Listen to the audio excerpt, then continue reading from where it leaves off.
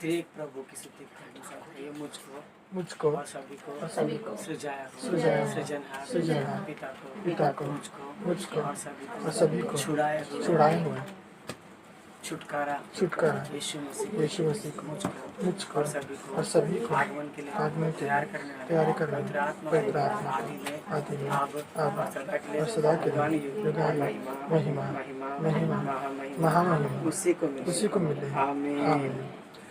पिता के पुत्र के और पवित्र आत्मा के नाम से ये ईश्वर तुझे पिता के पुत्र के और पवित्र आत्मा के समान प्रत्यक्ष हुए।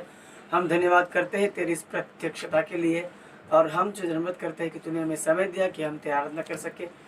इसके बावजूद कि तेरी स्थिति सारे स्वर्गदूत और सारे पवित्र जो परलोक में करते हैं, तू चाहता है कि हम भी तेरी स्तुति करें, इसलिए हम तेरी स्तुति करते हैं। तूने जो सृष्टि की रचना की है तो नाम सभी के ऊंचाई पर है। सारे सृष्टि के साथ साथ हम भी तुझे नमस्कार करते हैं। इस आराधना के प्रति तुझे महिमा मिले और यहाँ के हर एक विषय पत्र आशीष रहे, प्रभु के नाम से मांगता हूँ आमीन। ये प्रिय जन जो प्रभु में हो, जब हम अति पवित्र परमेश्वर की उपस्थिति में आते हैं और पूर्ण रीति से इस आराधना परमेश्वर से पहले हमारी स्थिति जो पाप में उसे कबूल करना हमारे लिए अच्छा है। अगर हम कहें कि हमें कोई पाप नहीं है तो हमें कोई सच्चाई भी नहीं होगी। अगर हम हमारे पापों को कबूल करें, क्योंकि भरोसेमंद और धर्मी परमेश्वर है, वो अपने सारे पापों को क्षमा कर हमारे सारे अधर्मों से पवित्र बनाएगा। हम उसे झूठा ठहराएंगे अगर हम कहें कि हमें कोई पाप नहीं है, तो उसका वचन हमें नहीं होगा जो कहता है, क्या ही धन्य है और इसका अपराध क्षमा किया गया और इसका पाप ढापा गया हो। क्या ही धन्य है वो मनुष्य जिसके अधर्म कहे हुआ लेखा न ले और इसकी आत्मा में कपट न हो। और हम सब हमारे पापों को कबूल करेंगे। हे पवित्र परमेश्वर, हम हमारे जन्म से कर्म से पापी है, हमारे ख्यालों से दृष्टि से पापी है, सुनने से बोलने से हम पापी है, बर्ताव से क्रिया से हम पापी है। हमें कोई योग्यता नहीं कि तेरी कृपा हम पर हो, हमें क्षमा कर। यह हम तेरे नाम से मांगते हैं आमीन। तो जिन्होंने पिता अपना प्रेम जो अपरंपार है विश्वास से पापों क्षमा कर रहा है, वह हमारे पापों को भी याद में रहेगा। उस पिता की हम नित्य स्तुति करेंगे। हे पिता सारे पापियों को घृणा करना था, क्योंकि तू पवित्र है, लेकिन वैसे सभी को अपने करीब लेकर क्षमा कर, इसलिए हम आपको वंदित करते हैं आमीन। वचन दे प्रभु स्तुति करेंगे। हे पिता, पृथ्वी अंबर से बढ़कर सोने चांदी से बढ़कर यह जो महान उपहार जो तेरे पवित्र शास्त्र में दिया, इसके लिए हम स्तुति करते हैं। तू हमें स्वयं बताने वाली सारी बातें इस किताब में रखा है, इसलिए हम तेरी स्तुति करते हैं आमीन। हमारे विश्वास शपथ सब साथ में कहेंगे। मैं यह मानता हूँ कि परमेश्वर का कोई आदि और अंत नहीं है, और मैं यह भी मानता हूँ कि वह प्रेम, न्याय, पवित्रता, शक्ति, ज्ञान, जीवन, स्वतंत्रता, सर्वव्यापी जैसे शुभ लक्षणों के जरिए महातेजोमय के न्याय नित्य प्रकाशित हो रहा है। मैं यह मानता हूँ कि प्रभु यीशु अपने रूप में मनुष्य के न्याय और अपने अनादि स्थिति के जरिए परमेश्वर के न्याय चलते हुए अनमोल वचनों से, उपकारों से भरे चमत्कारों से मेरे पाप, मेरे बीमारियां, मेरे दोष अपनी सलीब पर लेकर मरने से और कब्र से तीसरे दिन बाहर निकलकर परलोक जाने के जरिए अपना सत्य प्रभुता और प्यार को साबित किया है, और अब वह सभी के लिए विज्ञापन प्रार्थना कर रहा है। मैं यह मानता हूँ कि प्रभु यीशु अपने रूप में मनुष्य के न्याय अपनी कलीसिया को लेने द्वारा आने वाला है। जो जो छूट गए हैं उन्हें 7 साल के परिश्रम में रहेंगे। फिर यीशु और यीशु का विरोधी जो उनके बीच जो युद्ध होगा, यीशु का विरोधी जो झूठा नबी है नरक में डाल दिया जाएगा। शैतान 1000 साल तक पाताल में बंदी बना रहेगा।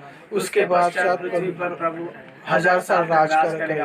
फिर वह सजीवों एवं मृतकों को सुनवाई देगा। मैं यह मानता हूँ कि प्रभु जब शैतान को पाताल में से छुड़ाएगा, वह पृथ्वी पर आकर गोग मागोग नामक सेना अपने लिए चुनेगा। वह परमेश्वर से युद्ध करेगा और परमेश्वर के जरिए पराजित कर दिया जाएगा, और परमेश्वर उसे नरक में डाल देगा। और मैं यह मानता हूँ कि इस पश्चात वह सभी का न्याय करेगा और अविश्वासियों को नरक में भेज देगा। मैं ये मानता हूँ कि प्रभु यीशु परलोक में और भूलोक में भी रहेगा, क्योंकि पृथ्वी के सारे पवित्र लोग एक ही कलीसिया के नाई हैं। इस कारण पृथ्वी परलोक का एक भाग होगा। मैं पवित्र आत्मा को मानता हूँ, और मैं यह भी मानता हूँ कि वह पिता और पुत्र के साथ एक परमेश्वर के नाई रहकर कार्य कर रहा है, और इनके उत्तेजना से ही पवित्र ग्रंथ लिखित रूप से आया है, और इनके उजाला करने पर ही वह ग्रंथ समझ में आएगा। उद्धार जो पिता ने अपने उद्देश्य में रखा है, अर्थात पुत्र अपने अनमोल लहू से जो उद्धार रखा है, वह पवित्र आत्मा ही के जरिए विश्वासी तक पहुंचाया जाएगा।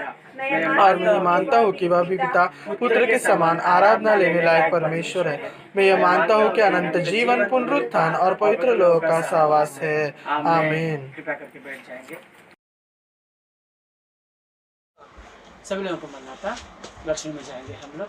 आज संडे है, तो आज के लिए जो वचन परमेश्वर ने तैयार कर रखा है उस वचन को हम ध्यान करेंगे। आइए हम निकालेंगे निर्गमन का किताब, उसका अध्याय 12, निर्गमन की किताब 12 अध्याय, उसका वचन 34 तब उन्होंने अपने गूंधे गुंधाए आटे को बिना खमीर दिए ही कठौतियों समेत कपड़ों में बांधकर अपने अपने कंधे पर डाल दिया। आमीन। प्रार्थना करेंगे।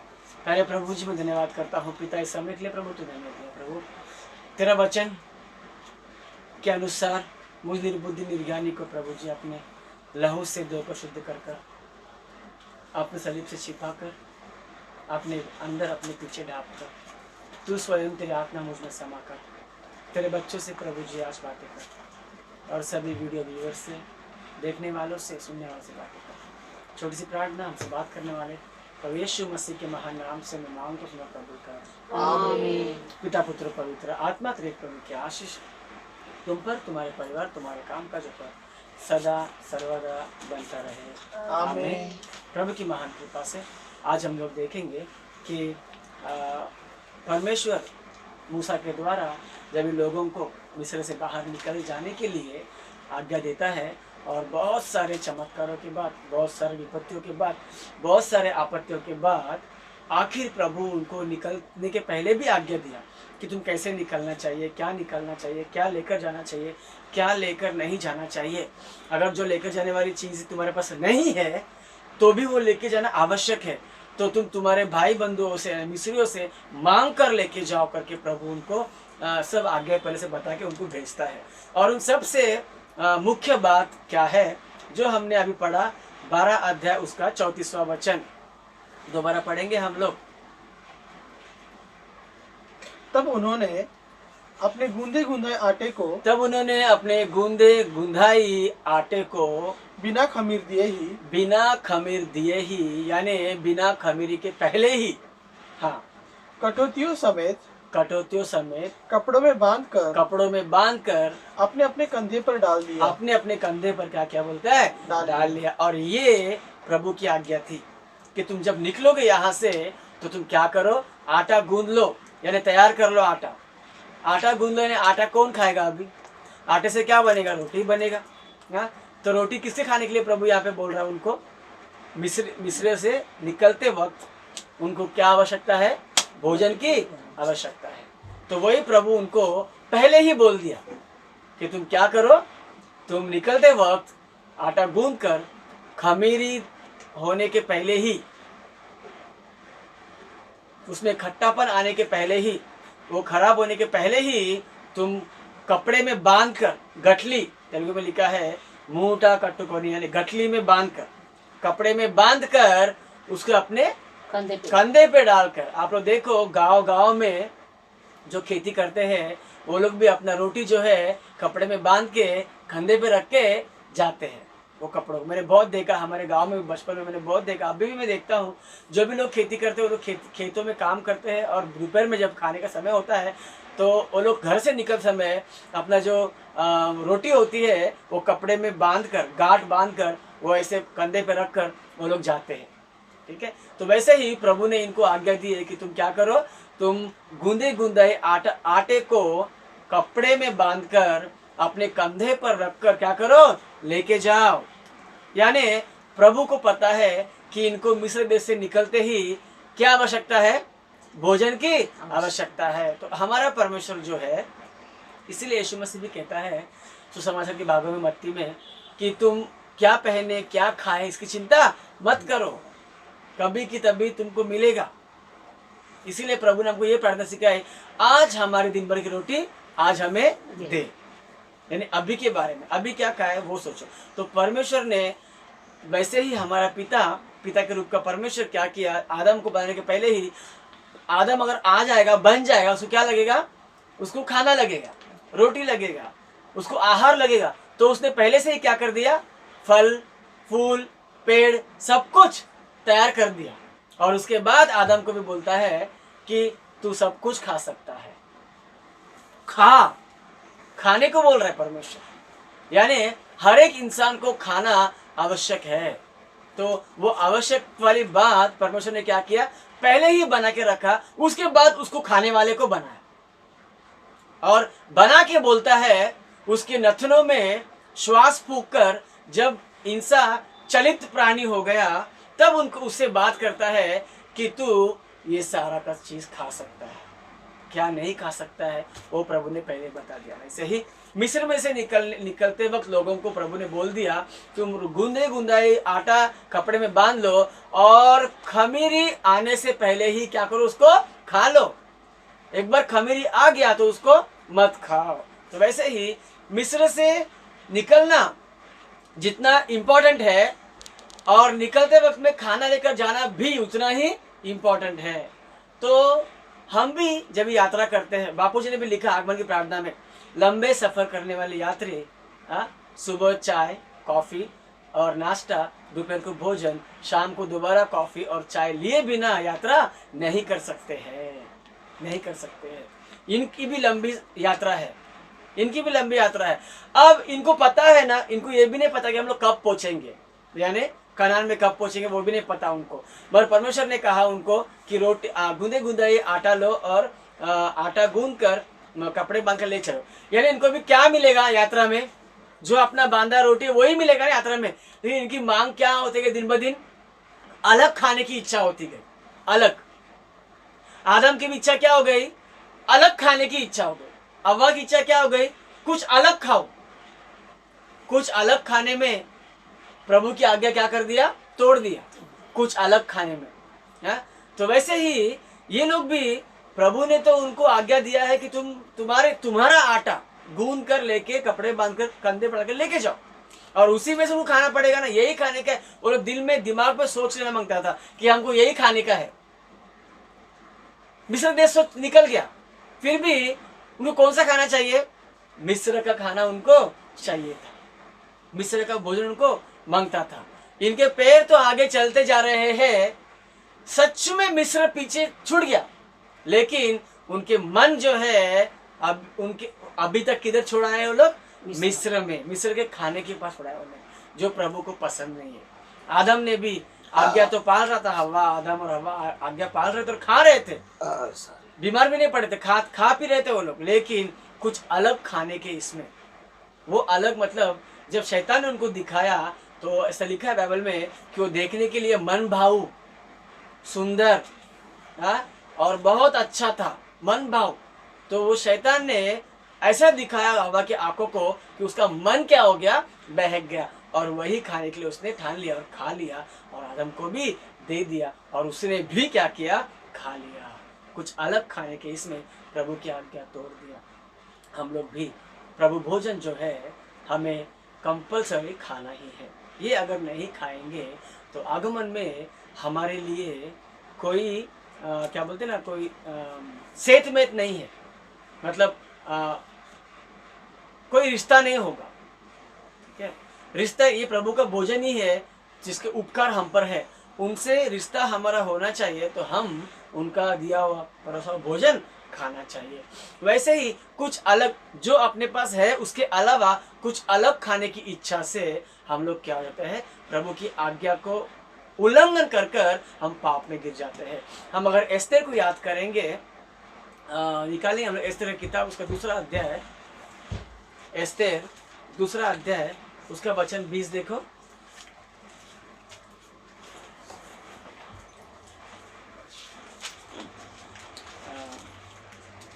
बीस नहीं, दूसरा अध्याय है,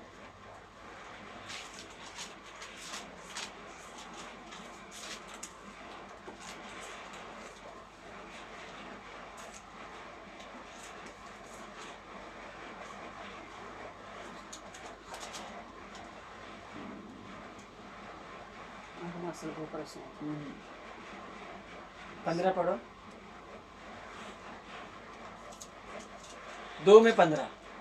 जब मोर्देkai के चाचा अबीहेल की बेटी एस्तेर जिसके मोदरके ने बेटी मानकर रखा था, उसकी बारी आई कि राजा के पास जाए।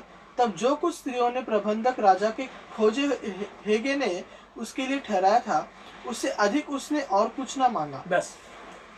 और उसके नीचे एक जगह में ये लिखा है कि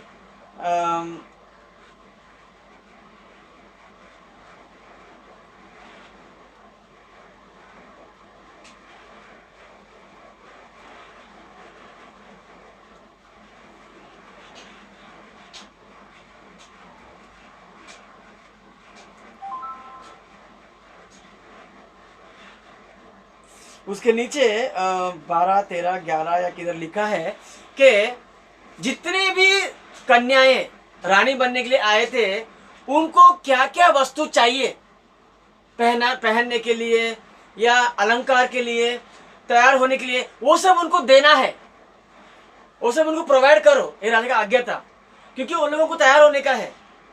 तो लोग जो चीज मांगे वो दे दो। कितने वचन में? 12 में एक बार देखेंगे हम लोग। जब एक एक कन्या की बारी आई, जब एक एक कन्या की बारी आई कि वह शेहर्ष राजा के पास जाए, हाँ, और यह उस समय हुआ जब उसके साथ स्त्रियों के लिए ठहराए हुए नियम के अनुसार 12 माह तक व्यवहार किया गया था। हाँ। अर्थात उनके शुद्ध करने के दिन इस रीति से बीत गए कि 6 माह तक गंधरस का तेल लगाया जाता था, और 6 माह तक सुगंध द्रव्य और स्त्रियों के शुद्ध करने का अन्य सामान लगाया जाता था। इस प्रकार से वह कन्या जब राजा के पास जाती थी, तब जो कुछ वो चाहती कि रनवास के राजभवन में ले जाए, वो उसको दिया जाता था। हाँ, जो कुछ कन्या चाहती थी, जब राजा के पास जाने का नंबर आता था, तो राजा के पास जाने के लिए, राजा पसंद करने के लिए हेतु ये कन्या इसको क्या क्या चाहती है देने के लिए, वो उसको दे दो। और वो सब पहनकर वो राजा के सामने खड़ा होने का ये चल रहा था।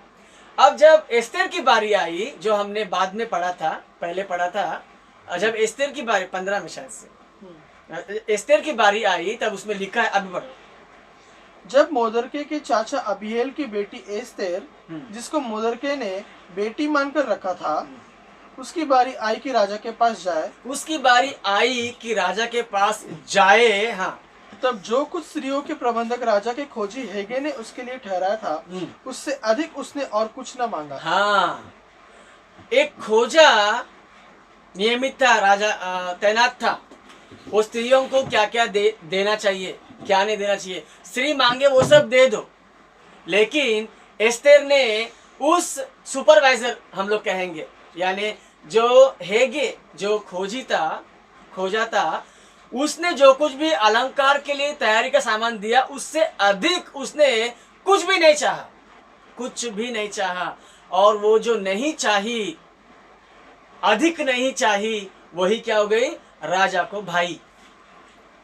और जो ने अधिक चाहा, वे राजा को बिल्कुल भी नहीं भाए। तो उसी प्रकार से दोस्तों, हाँ, अधिक, इसके अलावा अधिक खाना जो भी चाहा, वो लोग प्रभु की आज्ञा का उल्लंघन कर दिया और उनका रास्ता भटक गया। हाँ, हवा ने भी प्रभु का दिया हुआ सब कुछ था, उससे अधिक कुछ और खाना चाहिए, लेकिन वो रास्ता भटक के वाटिका में से उसको हाथ धो के निकल जाना पड़ा, आदम को साथ में लेकर, यानी जो प्रभु ने बनाया उनको साथ में लेकर उसको जाना पड़ा। वैसे ही अब यीशु मसीह क्या किया? हाँ, वही आहार बनकर हमारे लिए आया, ताकि मुझे ही खाओ, फिर मेरे अलावा और कुछ भी मत खाओ, मुझे ही खा लो, ताकि मेरा गुण तुम में आ जाए, मेरा लहू तुम में आ जाए, मेरी तरह मैं भी कुछ और खाने की इच्छा नहीं हूँ करके, जैसे मैंने संसार में जिंदगी बिताया है और जीता है, संसार को जीता है। उसने 40 दिन का उपवास रखकर आंखों की अभिलाषा, शरीर की अभिलाषा और जीविका का घमंड, ये तीनों चीज उसने जीता है। और पूरी परीक्षा पूरे संसार में ये सारी परीक्षा इस 3 में ही भागित है। तो ये तीनों प्रभु ने जीत लिया। वैसे तुम मेरा शरीर खाकर, मुझे खाकर तुम क्या करो, संसार को जीत लो कर प्रभु स्वयं भोजन बनकर हमारे लिए आया। तो उसका भोजन खाना बहुत आवश्यक है। खाना जो है आदमी को क्या कर देता है ना, कभी कभी वो भटका भी देता है, जैसे हवा को भटका दिया। और खाना जो है आदमी से जो कुछ भी वो सब कुछ छीन भी लेता है। जैसे कि इसहाक को, अब्राहम को इसहाक हुआ और इसहाक को जुड़वा बच्चे हुए, एक एसाव और एक याकूब। एसाव बड़ा था और याकूब छोटा था। लेकिन जब याकूब घर में बैठ के खाना बना रहा था तो एसाव आया और खाना मांगा, तब उसने उसको ज्येष्ठत्व मांग लिया। तो वो क्या बोला, ले ले, मेरे को नहीं चाहिए, लेकिन मुझे क्या चाहिए, आंखों को दिखाई पड़ रहे खाना। अगर उसके आंख को खाना दिखाई नहीं पड़ता तो क्या करता था, नहीं। अगर उस वक्त याकूब खाना बनाया नहीं होता था तो क्या होता था, कुछ और बात होता था। ये शिकारी है ना, एसाव क्या है, शिकारी है। इससा क्या बोलते हैं, बेटा मैं मरने पर है, जा मेरे लिए मस्त शिकार करके भोजन कर लेकर आ। जाता है वो, ये शिकारी है, जाके कुछ भी फल भी खा सकता है ना, भूख लगा तो। जबकि वो जंगल से आया था, बाहर से आया था वो, लेकिन नहीं, उसने उस खाने को देखकर वो क्या किया, अब वो जो कुछ मांगा, यानी खाना बनाने वाला, खाना परोसने वाला जो कुछ मांगा वो सब कुछ क्या क्या उसने उसको दे दिया। और आखिरकार वैसे ही हो गया दोस्तों। तो परमेश्वर के नाम के आगे एसाव का नाम है कि याकूब का नाम है, हाँ याकूब का ही नाम है। इसके लिए दोस्तों परमेश्वर ने बनाया अपने हाथों से आदम को, अब्राहम को अपने हाथ से बनाया क्या, नहीं बनाया। और आदम का नाम है प्रभु के आगे नहीं है, किसका नाम है, अब्राहम का नाम है। तो इसके लिए हम क्या करना चाहिए, आदम फिर यीशु मसीह दूसरा आदम बन के आया। पौलुस कहता है पत्रों के भागों में, इसीलिए यीशु मसीह, पहला आदम हार गया, इसीलिए यीशु मसीह दूसरा आदम बनकर आया करके वो जीत कर, उसकी जीती हुई लहू, जीता हुआ शरीर वो हमें देने के लिए है। तो हम उसके अलावा, जैसे एस्तेर ने उस हेगे दिए हुए अलंकार के अलावा दूसरा कुछ भी ना चाहा, और ऐसे ही जितना उसने दिया उतना ही उसने ली और बोला जाओ, वो गई और जीत गई। यीशु मसीह भी संसार में सादगी भरी जिंदगी जिया। वो न खाने के पास हारा, न शैतान के पास हारा, न संसार के पास हारा, न भूख के पास हारा, किधर भी नहीं हारा। उसको भूख लगने पर भी वो नहीं हारा यीशु मसीह, क्योंकि लिखा है जब यीशु मसीह 40 दिन 40 रात निराहार रहा, तब उसे भूख लगी, तब इब्लिस उसके पास आया। ऐसा लिखा है, उसे भूख लगी तब भी वो नहीं हारा। ऐसे हमको भी भूख के समय भी नहीं हारने का, परीक्षा के समय भी नहीं हारने का, यात्रा के समय भी नहीं हारने का, और किसी भी रिश्ते के आगे भी नहीं हारने का। यीशु मसीह का ही रिश्ता पहला और आखिरी रिश्ता, क्योंकि यीशु कहता है मैं ही आदि हूँ, मैं ही अंत हूँ, मैं ही अल्फा हूँ और मैं ही ओमेगा हूँ।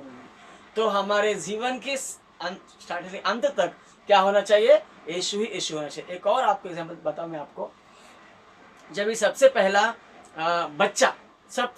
बच्चा बाइबल में कौन है, सबसे पहला बच्चा उत्पन्न हुआ, कैन। जब भी बच्चा उत्पन्न होता है, बच्चे को क्या चाहिए, उत्पन्न के बाद भोजन चाहिए ना, दूध चाहिए उसको। तब तक माँ के छाती से दूध नहीं उतरता है, लेकिन जब बच्चा पैदा होता है उसके बाद ही उस बच्चे का पीने का इंतजाम प्रभु क्या करता है, तुरंत करके रखता है। तो इसके लिए यीशु मसीह बोलता है कि तुम कल क्या पहनो, कल क्या खाओ, उसकी चिंता प्रभु तो खाने की चिंता करो बोला ही नहीं। तो वो बहुत नीचे वाली बात है। तो हम उस नीचे वाली बात को ही हम लोग मेन मुद्दा और मेन बात बना के रखा है। और सुलेमान राजा तो कहता है नीति वचन में, अगर तू बहुत खाने वाला है अपने गर्दन पर चक्कू रख ले, खबरदार करके सुलेमान ने बोलता है। इसके लिए पाप निवारण के लिए प्रभु ने लहू और शरीर दिया है। और हम लोग क्या करते हैं ना, पाप औरों के पापों को याद करते हैं। हम लोग औरों के पाप को याद करना, हमें करवाना या करना कोई हक नहीं है ना। तो उसको हम लोग, और ये भी प्रभु ने बोला है कि तुम किसी और का न्याय मत करो, तुम किसी का पाप का चिट्टा मत खोलो। तो इसका मतलब जो पाप करने वाला है वो फायदा नहीं उठाना चाहिए। जैसे कि दुनिया में, संसार में स्त्रियों के लिए कानून बनाए गए ताकि स्त्री को हिफाजत मिले, स्त्री की जीत हो, ठीक है, उसका अन्याय ना हो इसके लिए उनके लिए क्या बनाया गया, कानून बनाया गया। इसका मतलब ये नहीं है कि उस कानून के दायरे में रहकर स्त्री उस कानून का ज्यादा गलत इस्तेमाल करके अपना फायदा उठाए, तो ये भी होना चाहिए। हम दाऊद का जब भी हम लोग बात करते हैं, दाऊद ने कितनी शादी की, दाऊद के कितने सारे उपपत्नियां थे, दाऊद के कितनी दासी थे, इतना होने के बाद भी बेरशेबा है ना, जब बेरशेबा नहा रही थी उसे देखा, उससे ही मनभाव हो गया, यही बोलते हैं। लेकिन दाऊद ने कितना पछतावा किया, ये कोई बात करता है? ये कोई नहीं करता बात। हम निकालेंगे भजन संहिता,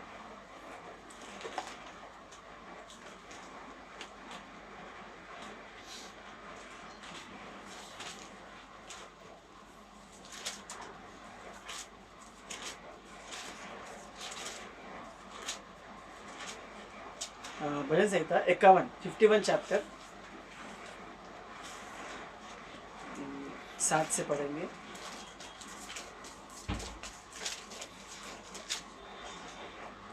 जूफा से मुझे शुद्ध कर, तो मैं पवित्र हो जाऊंगा।